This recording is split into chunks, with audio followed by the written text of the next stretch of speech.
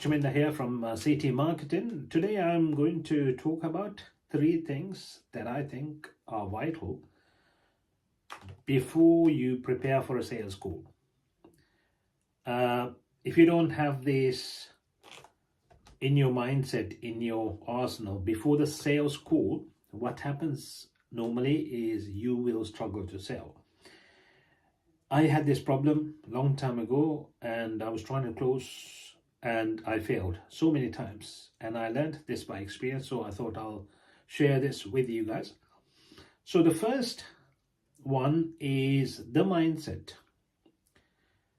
So when I talk about the mindset, it's how you see selling, that's one thing, and how you see serving. It's 2 different things.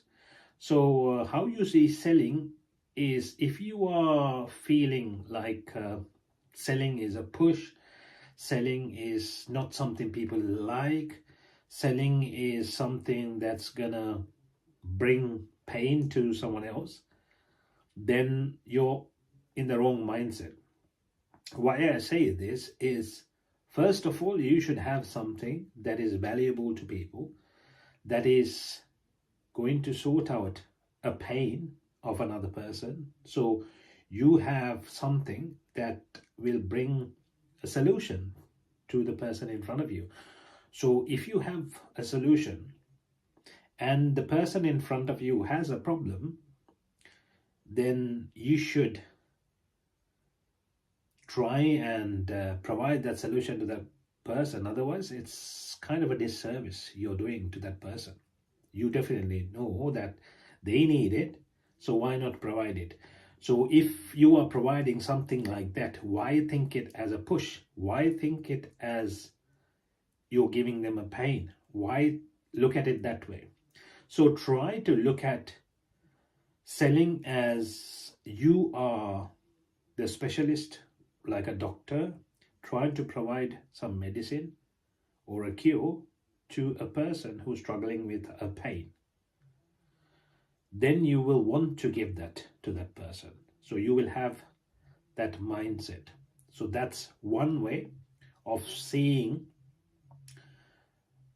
selling, rather than pushing. You don't feel like pushing anymore, because now you see that as something that they need.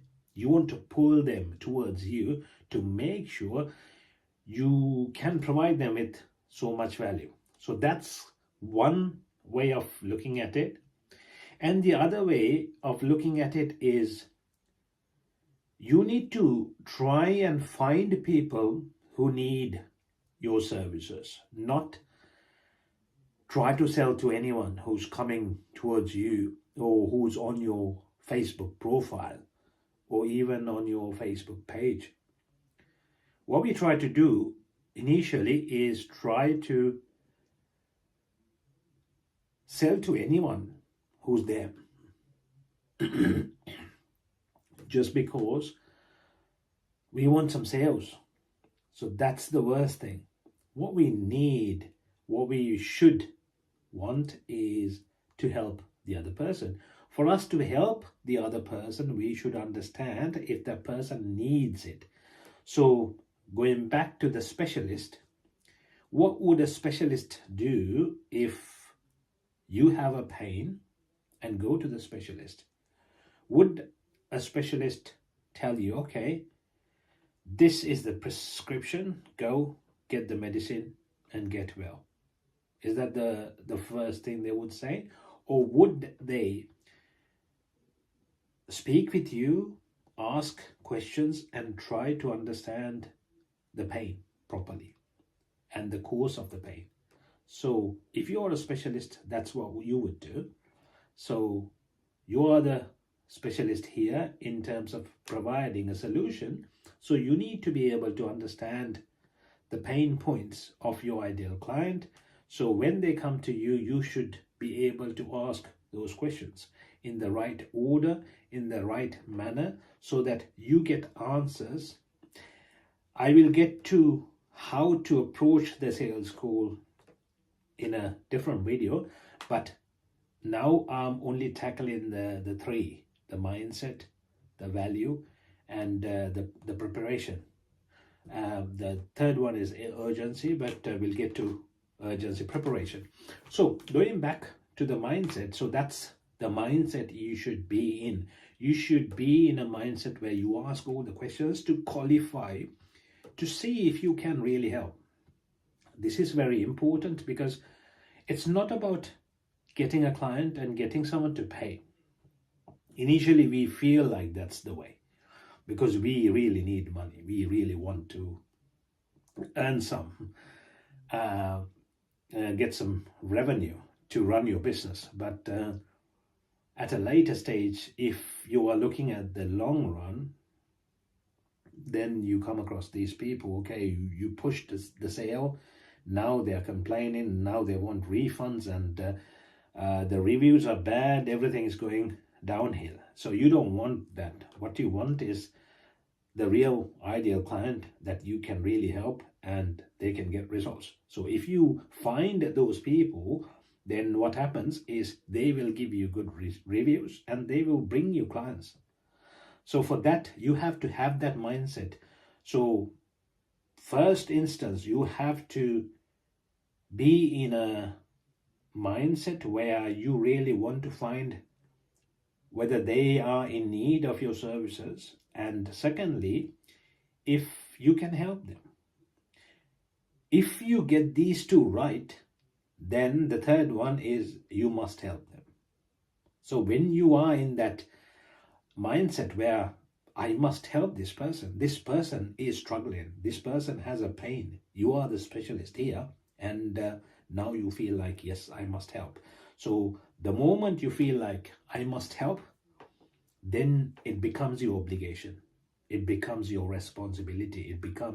It's like an adult. You feel like an adult and this is a kid coming for some advice. You have to help this kid to get over this. They're struggling. So when you have that kind of mindset, it becomes so much easier to sell. So that's about the mindset. Now we need to move on to the second one, which is value. Why is value so important? Because if you are not sold, you can't sell what you're selling. Let me explain. So whatever you're selling, you might be selling your services. It could be a course. So how much do you value your course? How much do you think it's worth? For example, if you think your course is worth $1,000, and if you are trying to sell it for $2,000, in the back of your mind, you know it's kind of you are charging a little bit more than you're supposed to charge. Because I'm talking about the value, I'm not talking about the price. So the value and the price are two different things. So you priced it at 2,000 when you know the value is only 1,000. If you were on the other side of it, if you had the pain, you know exactly, okay, this is not worth 2,000, it's only worth $1,000. What happens then is this energy transfers to the person in front of you when you are talking about your services or your course. The other person will understand some way or the other, because when you say, okay, they will be like, okay, how much is your course? And you'll be like, it's $2,000. And the way you convey the message itself is like, oh, looks like he's not even sure about the price. I have come across so many clients like that as well. They say $3,000 is my course, but when I talk with them, after some time, they're like, I don't have any clients. I don't even mind giving this for 1,500. And I can see that even 1,500, they feel like it's a little bit too much, but they're trying to get some money. So when you're trying to sell that way, you can't sell. You will struggle. You might get lucky and trap someone in and try to get some money in, but sooner rather than later you're going to get to know that, okay, they're not happy and you might have to refund. They might block the card if they were going on an installment basis or something. So these are very important things to note. So what I do, or what I recommend you doing, is you value your course. If you are providing like one-to-one coaching, you can create a value stack. It's not like, okay, this is the value, that's it. It can be a few things that you're providing. So if it's one-to-one coaching weekly, you can add a value to that. It could be, I don't know, per session. You can probably put a price $500 per session, depending on what kind of value you're providing. And then on top of that, if you're providing the recordings, you might be able to put another $500 or something like that for the recordings. If you're providing with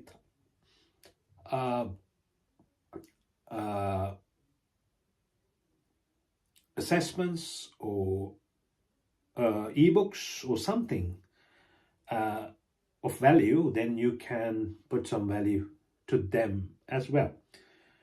There could be a booklet, homework, assessments, something that you're providing. So you know what you're providing, so put some value to it and then add it up. You know, okay, this is how much it's worth. It's worth $3,000. Okay, divide that by 2. That's what I would do.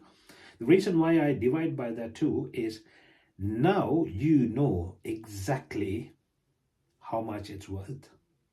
It's worth 3,000 and you're only charging 1,500. Can you imagine? Now, when you are conveying that to the person in front of you, that transfers to them. Wow, this person is actually giving something more valuable to me, because they can tell that it's more valuable.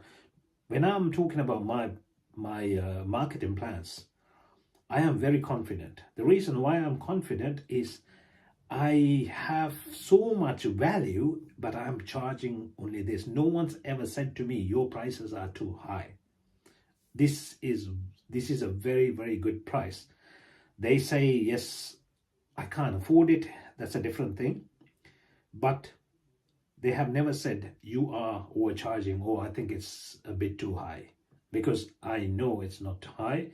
And when you are confident, it becomes so much easier to sell. So that's how you deal with value. So if you can price it at half or less, then it becomes so much easier. When you convey it, it's like peanuts.